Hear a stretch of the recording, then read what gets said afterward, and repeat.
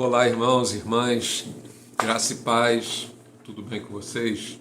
Hoje nós estamos no 32º dia, uma quinta-feira, e hoje eu queria falar sobre senhoria. Eu tenho certeza que essa palavra vai abençoar muito a sua vida, né? E serve para, às vezes, vai servir para a gente tirar algumas dúvidas a respeito daquilo que Deus faz, né? Como Ele age através de princípios que nós estabelecemos, ou que Ele estabeleceu e nós cumprimos.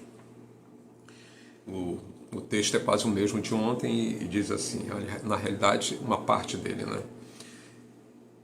Está lá em Gênesis 22:16. E disse, jurei por mim mesmo, diz o Senhor, porquanto fizeste isso e não me negaste o teu único filho, que deveras te abençoarei.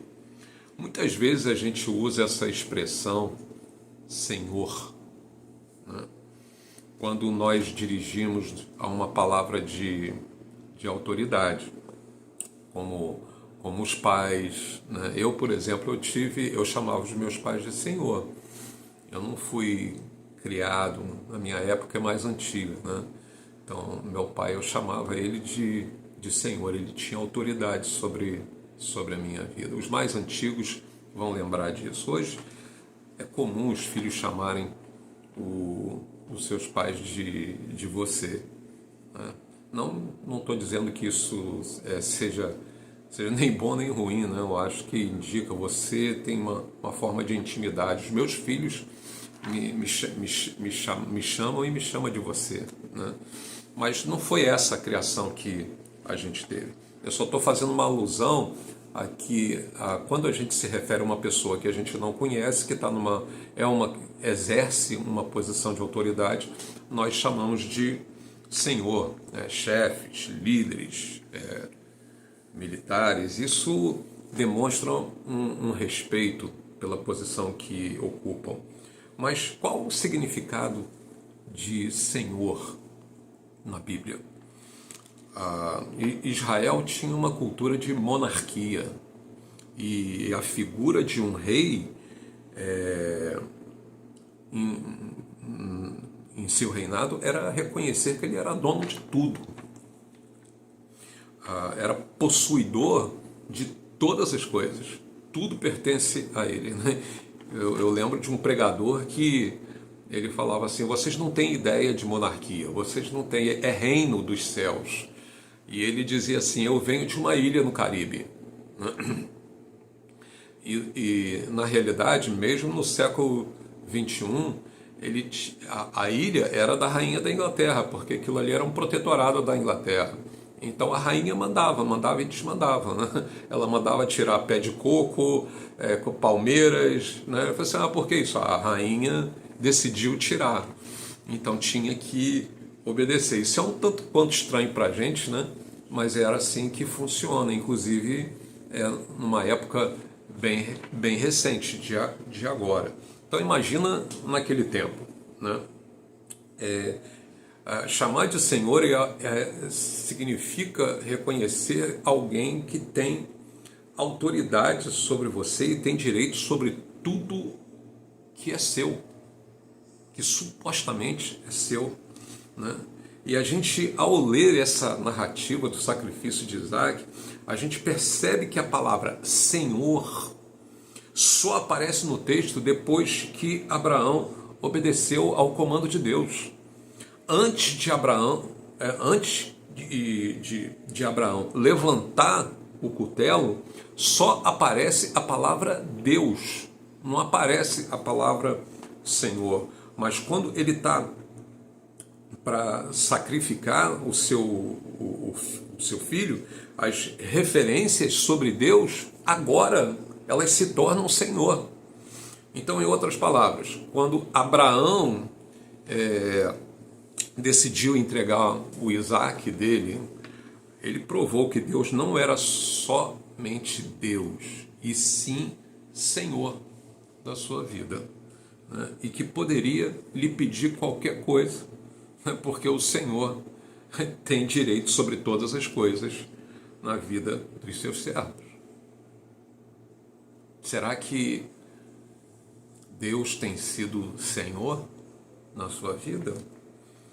Se Abraão tivesse negado Isaque a Deus, Deus continuaria sendo Deus, Criador, poderoso, o Deus, mas não o Deus de maravilhas, o Deus Criador, o Deus, todos os adjetivos que você puder imaginar aí, mas não necessariamente ele seria Senhor. E isso serve para a gente pensar, né? Será que Deus tem sido apenas Deus, né, na nossa vida? Porque é como muitas pessoas que têm no mundo, até creem em Deus, que Ele é um ser bom, né, mas não o reconhecem como Senhor de suas vidas. É por isso que quando a gente confessa Jesus, a gente confessa Ele como Senhor e Salvador da nossa vida. Isso tem uma conotação de propriedade. Nós temos um pertencimento. Nós somos de alguém não apenas que nos criou, mas alguém que também é Senhor, que é dono de tudo aquilo que a gente tem. A gente só tem porque o Senhor permite. E a gente tem que exercer uma boa mordomia do que Ele tem, ou do que nós temos, ou do que foi confiado a nós, porque na realidade é dele. Então, quando o Senhor pede, é porque a gente tem que entregar. Mas não que Ele queira o nosso mal, mas não que Ele queira brincar com a gente, né? Mas Ele quer provar, né, se Ele realmente está sendo Senhor na nossa vida. Isso fala de uma confiança extrema. Isso fala de você estar passando o perrengue que for, mas você acredita em Deus. Na verdade, você acredita que Deus, Ele é Senhor da nossa vida. Somente quando obedecemos a Deus e nos rendemos e nos sujeitamos à nossa vontade, à vontade dEle, né, podemos declarar que Ele é o nosso Senhor. É uma experiência incrível, irmãos, que só os que morreram, né, e vivem no Espírito podem entender. Que você possa entender isso. Amém? Em nome de Jesus. Vamos orar.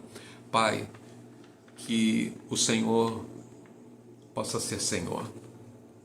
E o Senhor não seja apenas Deus, mas que de fato seja Senhor na nossa vida.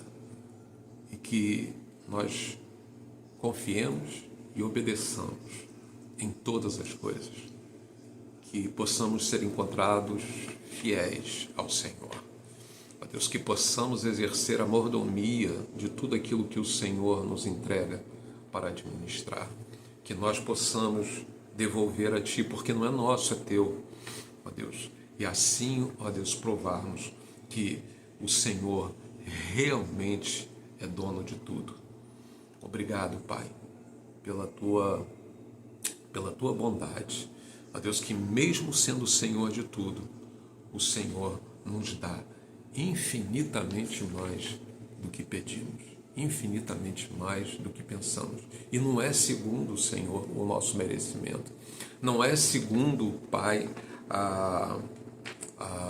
as nossas capacidades ou as nossas virtudes, mas é tudo pela Tua graça, pela Tua misericórdia e pela Tua bondade. Nós sabemos disso e assim oramos no nome do Senhor Jesus. Amém. Deus te abençoe. Até amanhã, se Deus quiser. Beijo no coração.